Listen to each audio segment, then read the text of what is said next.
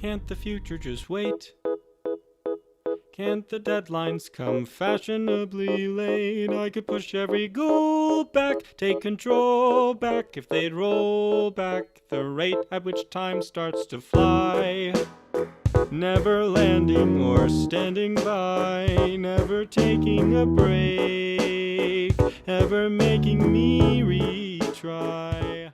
Folks, I'm Rhino-Horn7 and I am currently on a journey to read every single DC comic ever released, and today is a special day. Because not only is it day 15, today also marks the first appearance of Batman. Now, just like I did with Superman, I'm going to do a live reading of the first appearance of one of the most iconic characters in all of fiction, created by Bill Finger and Bob Kane. The Batman. A mysterious and adventurous figure, fighting for righteousness and apprehending the wrongdoer in his lone battle against the evil forces of society. His identity remains unknown. The home of Commissioner Gordon, who at the moment is entertaining his young socialite friend, Bruce Wayne. Well, Commissioner, anything exciting happening these days? No, except this fellow they call the Batman puzzles me. Hello? What's that? Lambert, the Chemical King, stabbed to death? His son's fingerprints on the knife? I'll be right over. Talk about something exciting. Old Lambert has been murdered at his mansion. I'm going there now. Like to come along? Oh, well. Nothing else to do. Might as well. The Commissioner, Bruce Wayne, speed toward the Lambert residence. Hello, Sergeant. Everything under control? Yes, sir. We got Lambert in the back room. And after a thorough examination of the scene of the crime, the room becomes busy with the usual police routine. Well, I'm finished in there. Let me talk to young Lambert. Hello, Lambert. They say you killed your father. I didn't do it. Commissioner, believe me, I didn't do it. Calm yourself, boy, and tell me about it. Well, sir, tonight I came home early, and I was just passing the library when I heard a groan. I brushed in there, and there was my father lying on the floor, with the knife sticking up from his back. And as I rushed in, I got the impression of something leaping out the window. I also noticed that father's safe was open. I pulled the knife on my father's body and turned him toward me just in time to hear him say, "Contract! Contract!" Oh! And then he died. That's how I got my fingerprints on the knife. That's the truth, Commissioner. Did your dad have any enemies or people who had an interest in his business activities? Not that I know of, except his 3 former business partners. Let's see, they were Stephen Crane, Paul Rogers, and Alfred Stryker. Commissioner, there's a man named Stephen Crane who wants to speak to old Lambert. When I told him that Lambert was murdered, he got very excited and wanted to speak to you. This is Commissioner Gordon. What's the trouble? Yesterday, Mr. Lambert called and told me he received an anonymous threat on his life. Today I received the same. That's why I called up, and I'm afraid they'll be next. What shall I do? Wait, and do not let anybody in. We'll be over soon, as we can. What's that, Bruce? Go home. I'll leave you here to finish your work. I'm going home. Meanwhile, Stephen Crane sits in his library with a feeling of impending danger, when suddenly, there is a sickening shot. Crane slumps in his chair. Dead. The murderer rushes to the safe and secures a paper. Did you get the papers? Yeah. As the 2 men leer over their conquest, they do not notice a third menacing figure standing behind them. It is the Batman. The Batman.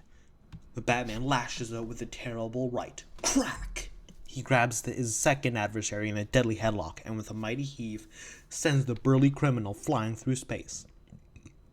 The Batman swiftly picks up the paper that the murderer stole from Stephen Crane's safe. Meanwhile, the Commissioner draws up in his car. It's the Batman! Get him! Mr. Crane has been murdered, sir. It's horrible. That's 2 dead partners out of the 4 that have received threatening notes. The other 2 must have received them too. Let's go to Rogers next. The Batman reads the paper he snatched from the killers, and a grim smile comes to his lips. He speeds his car forward to an unknown destination. Meanwhile, Rogers, who has learned of Lambert's death by news broadcast, has already gone to the neighborhood laboratory of his erstwhile partner, Alfred Stryker. Hello, Jennings. I must see Mr. Stryker, quickly. Want to come in? Sock! Jennings, Stryker's assistant, carries Rogers to the basement of the laboratory. One more out of the way. Soon I'll control everything. This is the gas chamber used to kill guinea pigs to experiment with. But now you are my guinea pig. When this glass lid covers you entirely, gas will come through the jet and kill you. You fiend! Jennings pulls a brake which starts the glass down over Rogers and a certain doom. I'm going down now to turn the gas on. Sleep well. At that moment, the Batman leaps through an open transom. The Batman seizes a wrench from the table and leaps from the gas chamber. The Batman quickly plugs the gas jet with a handkerchief as the gas chamber descends entirely over them. He then unties Rogers and with a powerful swing, crash! Jennings returns and is startled by the Batman. He reaches for his gun. Puesto! The Batman greets Jennings with a flying tackle. Meanwhile, Alfred Stryker has heard the crash of the gas chamber as he enters the laboratory. Rogers, what happened? Your assistant Jennings tried to kill me. However, Stryker has not noticed the Batman, who has secluded himself in the shadows. So he didn't get you after all. Well, I'll finish you and then throw your body in an acid tank below. You? Ow, my hand! What's the idea? Why did you try to kill me? This rat was behind the murders. You see, I learned that you, Lambert, Crane, and Stryker were once partners in the Ace Chemical Corporation. Stryker, who wished to be the sole owner, but having no ready cash, made secret contracts with you to pay a certain sum of money each year until he owned the business. He figured by killing you and stealing the contracts, he wouldn't have to pay his money. A very clever scheme. I mean, the contracts were a strict secret between the four of us. Our heirs or the outside world wouldn't know a thing about them. But how did you know all this? I secured this contract from one of his hired killers. Suddenly, Stryker, with the strength of a madman, tears himself free from the grasp of the Batman. Sure I did, but you won't send me to the chair for it. I'll suck! He's fallen right into the acid tank. A fitting end for his kind. How can I ever thank you? Why? The next day, young Bruce Wayne is again a visitor at the commissioner's house, who has just finished telling Bruce the latest exploits of the Batman. And then Rogers said the Batman went through the skylight. A very lovely fairy tale, Commissioner, indeed. After Bruce is gone, Bruce Wayne is a nice young chap, but he certainly must lead a boring life. Seems disinterested in everything. Bruce Wayne returns home to his room. A little later, his door slowly opens and reveals its occupant. If the Commissioner could see his young friend now, he'd be amazed to learn that he is the Batman. Watch for a new thrilling Batman story next month. Batman. Now, this is a very important comic. Not necessarily as important as Superman. I'm not going to say it's less important. This is the way Superman marked a change, as well. This also marks a change. Because after Batman, more and more superheroes will start to appear. Now, it's because of Superman. But after Batman, people like Blue Beetle, The Flash, Shazam would slowly and slowly start to get introduced more and more and more and more. And it changed the game. I mean, look at Batman now. He's the most popular superhero of all time. Like, I love Superman. Superman's the most iconic and the most important. But Batman's inarguably the most popular. I mean, look how many games he has. Look how many movies he's had. Look how many adaptations he's had. He is massively popular, and there's a reason for it. He's a cool, interesting character. And this is a good comic. I like this. It's a bit silly. Obviously, it ends with Batman killing the guy, which is obviously something modern Batman can't do. But just like Superman killing people or not having laser eyes or flight, these older versions don't have all the things that make these characters iconic. And those things would get developed later on. But I still like this. I think Slam Bradley's better. This was fun, though. I completely understand from reading this comic why he became such a popular character. Because he's a good character. From his first issue, he's cool. A rich guy who is a village alien at night, that's a cool concept. That's a pretty cool concept. Anyways, I'm not gonna do my outro yet because after this I will be reviewing the rest of the comics as I read them throughout the day because it's currently 8:22 a.m. It's 6:23 p.m. Last part of the video was recorded at like 8:23 a.m. So things are a bit different now, and we're continuing with the rest of Detective Comics number 27. So Speed Saunders, there's a really funny panel from a guy that dies. He just looks so dumb. The killers in this one are really stupid. I can't remember what they do, but they do something really dumb. Oh yeah, they're dumb. They're dumb. That's all you need to know. I am Bart Reagan's spy. Oh yeah, there are government officials dying from stomach bombs. So there's a hotel, right? There's a guy at the hotel who gives these government officials a banana. The banana has a little thing on it. When it interacts with your stomach acid, it explodes and makes it seem like you died from stomach hemorrhage or something. And so yeah, that's what happens. And Slam Bradley this issue. Slam and Shorty befriend a guy named Dick, and Dick dies. Some evil guy that escapes prison kills Dick because Dick puts him back in prison. Then he escapes prison again, he kills Dick. And then they try to kill Slam and Shorty, but Slam and Shorty stop him. And he's an evil skiing guy, tries to ski away, but they're better skiers. All American Comics number 2, Red, White, and Blue, which features Red, Durgan, a guy named White, and a guy named Bluey. Also, last video I called Doris an idiot. She was dumb in that comic, not in this one. In this one, she's funny. I love her in this one. Okay. So, Red, White, and Bluey have to ship out to go to Texas or something, I think. And so, Red calls Doris and is like, hey, wanna go on a date with me before that? And she's like, yeah, meet up with me outside this building, 123 building. It's not called that, but it's a placeholder. So then, White calls her too, and he's like, hey, I'm going to Texas. Don't you want to say goodbye? She's like, yeah, meet up with me at 123 building. And then Bluey calls, and she's like, meet up with me at 123 building before he can even say anything. And so they all meet up with her, and they get tricked, and she doesn't even show up. And it's really funny. Also, Red gets mind-reading powers. He has a friend who's a hypnotist that hypnotizes him into having mind-reading powers, and that's how they win. But yeah, no, that's great. That makes sense. Adventures into the Unknown. The trio made it to Mars. They get captured by the Martians, who are like bug people that live in robot suits. And then they get put in stupid jail. Sorry, they don't get put in stupid jail. The jail that they get put in is stupid. It's a dumb jail design. Feature Funnies number 19. More Fun Comics number 43, Ginger Snap Fish Lol. That is what I wrote in my notes, and this guy, he got some fish. So she was like, hey, let's play hide and seek. He ditched her and went and found some fish. I go fishing. No, I don't. I don't know why I said that. I don't fish. But yeah, he caught a bunch of them. Pretty good haul for a day.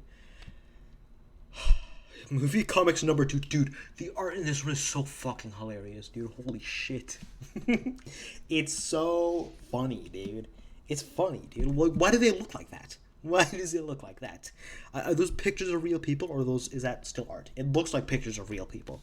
And they're stylized to look like art. It's it's bad, dude. It's funny, though. Action Comics number 13. Okay. In this one, dude, so the people in this are dumb. They're dumb. They're dumb. They're dumb. They're dumb. They're dumb. They're dumb. They're dumb. They're dumb. They are dumb. They're dumb. So one of the bad guys. Okay. First, the plot starts off with the bad guys. The bad guys are the cab company who are like, hey, you pay us for driving or something. I don't entirely understand what it is. It's like a gang. And they make people join them by paying them. They make people pay for a membership, and then it's like a cab service or something. I don't know how it works. Anyways, this bad guy who's helping run it sees Superman crush a gun with his bare hands and is like, I'm gonna punch that guy. I'm gonna punch that guy in the face. And then he doesn't get thrown off the building. Superman picks him up and is leaping across buildings with him in his arm. And the guy wakes up and tries to stab Superman, which surprises Superman. It doesn't hurt him, obviously, but it surprises him. So he drops the guy to his death. And yes, he does die. So the two other guys who work for the Cat Company see him fall to his death. And are like, oh, that's not good. Anyways. And that's genuinely, like, unironically their reaction. So anyways, he follows them to their base, and he sees them pick up a car and decides it's a good idea to shoot at him. The guy that just picked up a car. Let's shoot at that guy instead of running for our lives. So anyways, the bullets bounce off his chest, and he forces them to destroy their cars. And then he has captured. No, how does this happen? He follows them, right? They go someplace. He's following them. He arrives at this house in the woods. Suddenly, he gets shocked. Just got enough electricity to zap 500 men. And this is when Superman meets his first ever supervillain. I'm gonna let you guess who it is. Bald. Super genius. Will do anything he can to destroy Superman because he just hates him so much. Has been scheming against Superman for a long while now. Yeah, you know who I'm talking about. Who else could I be talking about but the Ultra Humanite, Superman's first ever supervillain, who currently, he'll eventually become a gorilla, I know that, but currently, he's a bald guy in a wheelchair and doesn't have legs. And he's really smart. Not really, though. Not that smart. So, the supposedly genius Ultra Humanite tries to kill Superman. The man who just survived 500 volts of electricity. No, not 500 volts. Enough electricity to kill 500 men. So, and this is the Ultra Humanite, right? He's been following Superman's adventures for a while. Theoretically, he should know Superman is bulletproof. So, I don't know why he decided the way to kill Superman was going to be to hit him with a saw blade. That's not going to work. You're supposed to be smart. You've been following Superman for how long? And you don't know he's bulletproof after he gets shot at and doesn't get hurt every issue? Your men just did that. Your men just shot at him and he survived. How do you not know this? Anyways, obviously it doesn't fucking work because it's Superman. So, dude, and it's even worse because the saw blade explodes. Because obviously it doesn't work because it's one of those automatic spinning saw blades. It explodes. One piece shoots out and kills one of his servants. He just dies. Ultra Human obviously doesn't care because it's Superman. But still, you could have just not had that happen by not being a fucking idiot.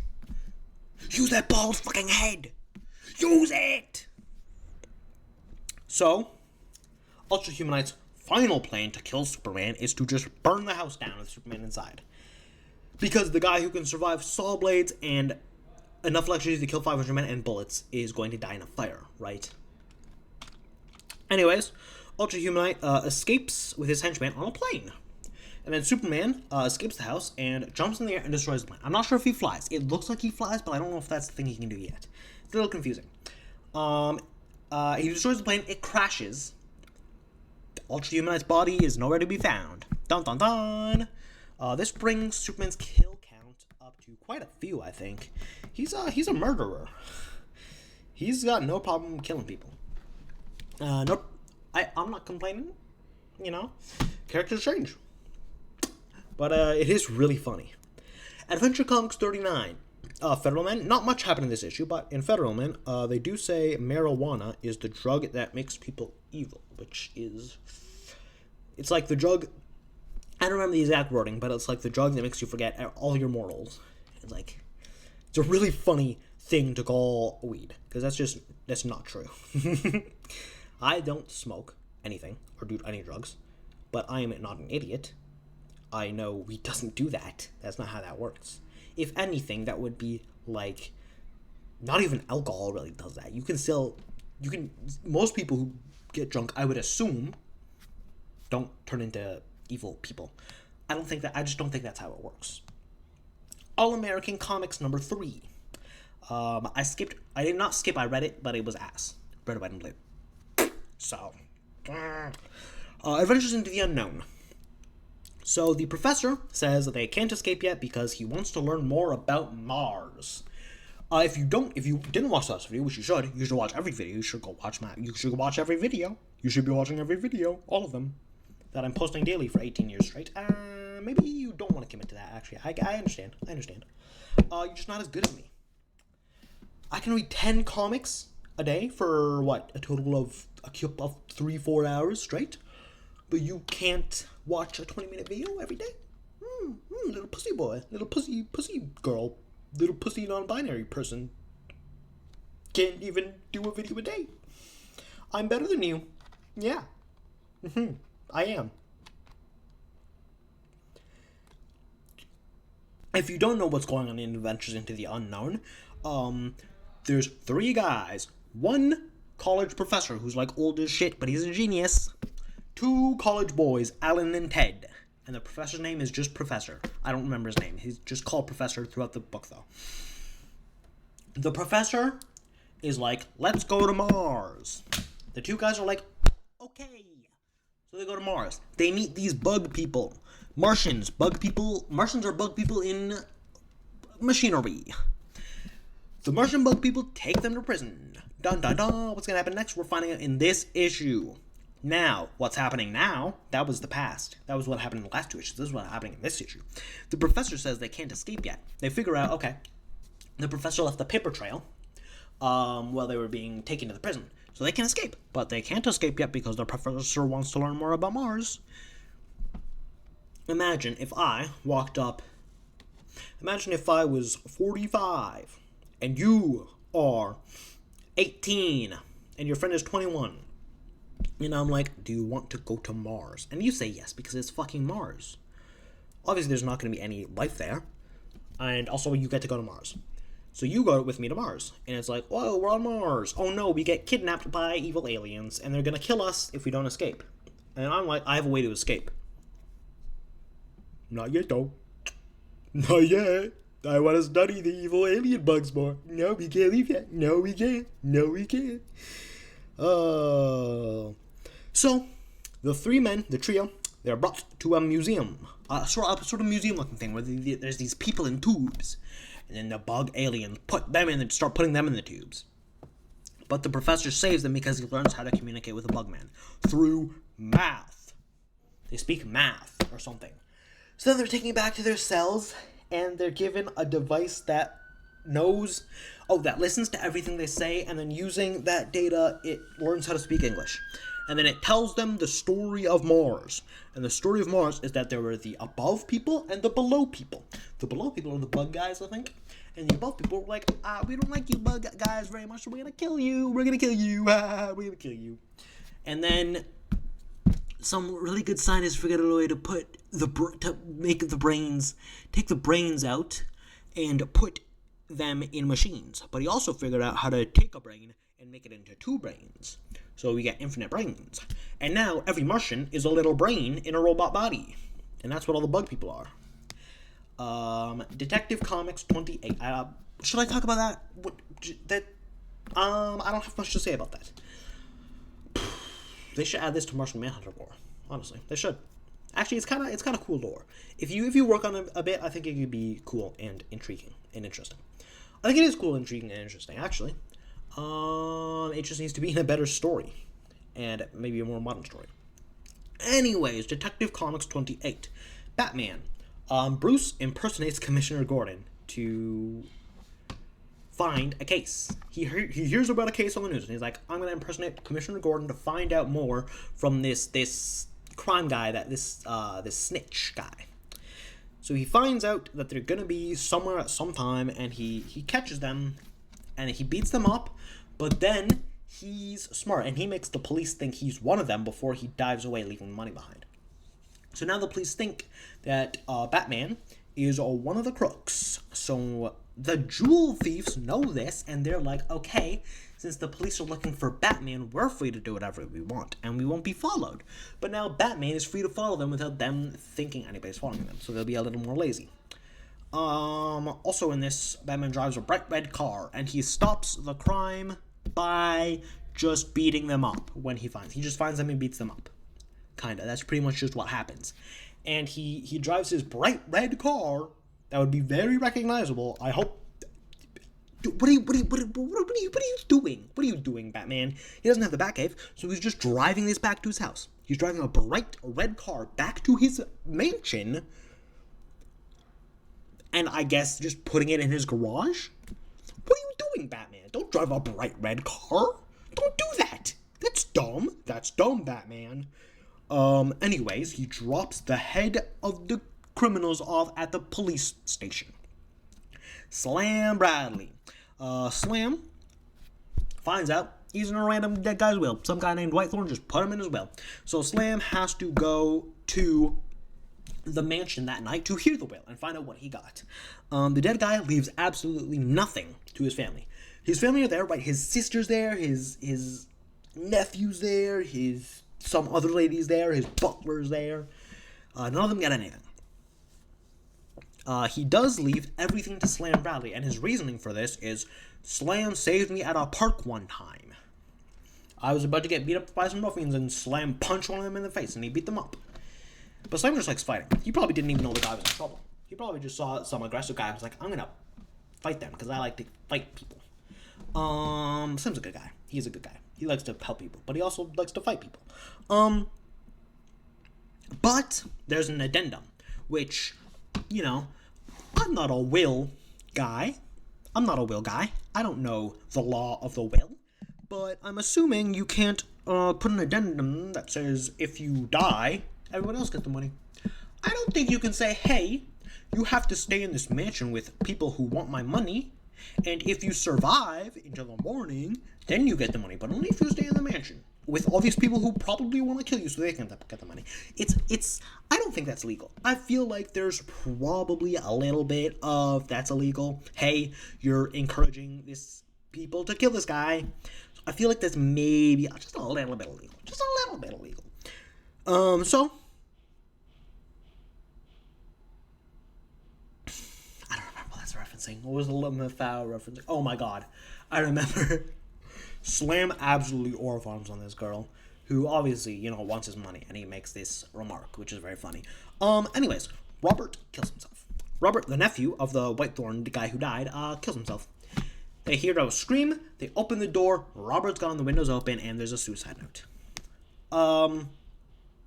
While Slam and Shorty sleep that night, someone shoots an arrow at them, which wakes them up, and then they hear another scream, and they find out the sister died.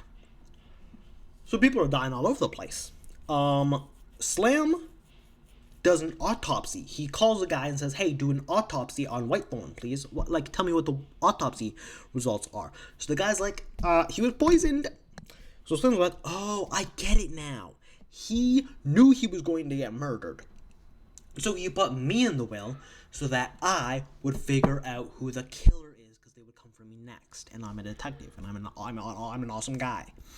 So, Slam discovers a bookshelf that moves. He opens it, he goes down there, and he sees who else but the lady from before and the killer, who turns out to be Robert, who faked his suicide because he had gambling debts that he needed to pay off, and he wanted to kill every member of the family, and Slam Bradley would mean he would get all of the money. So Slam defeats the killer, and then he decides to donate all the money to charity. And that's why Slam Bradley is my goat. My goat. I'm not gonna say I like Slam Bradley more than Superman and Batman. I'm not going to not say I like Slam Bradley more than Superman and Batman.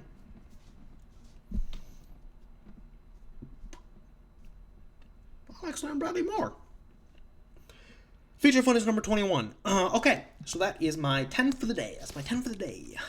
So, we got Batman. If you made it this far, thank you for watching. I appreciate it. Blah, blah, blah, blah, blah, blah, blah, blah. Now, some announcement stuff. If this video gets 30 or more views in 24 hours after I posted it, I will post another big hour-long video. I will post another big hour-long video right after this one. If this one gets gets over 30 views in the first 24 hours. If it doesn't, I will still post that video, but it will be after Robin's introduction, which will be in 12 days about. So it'll be also, okay. If this video gets more than 30 views in 24 hours, the big video will be shorter, and less edited, but will come out sooner.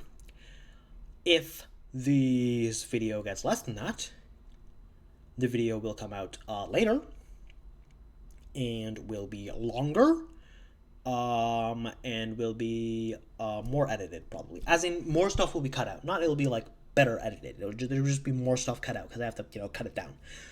So, that's just an announcement. Nobody's watching the videos this far anyway, so I'm not worried about that. But that's pretty much all I have to say. Comics are good. I like them so far. My favorites are, I love action comics. Superman is the best in action comics. Slam Bradley is still the best in detective comics. Don't get me wrong, I love Batman. Slam Bradley's currently, at least, better. Yeah, that's about it. Thank you all for watching as we continue to, break into the dawn of superheroes. Thank you all for watching. Goodbye, and I'll see you on the next one. Peace!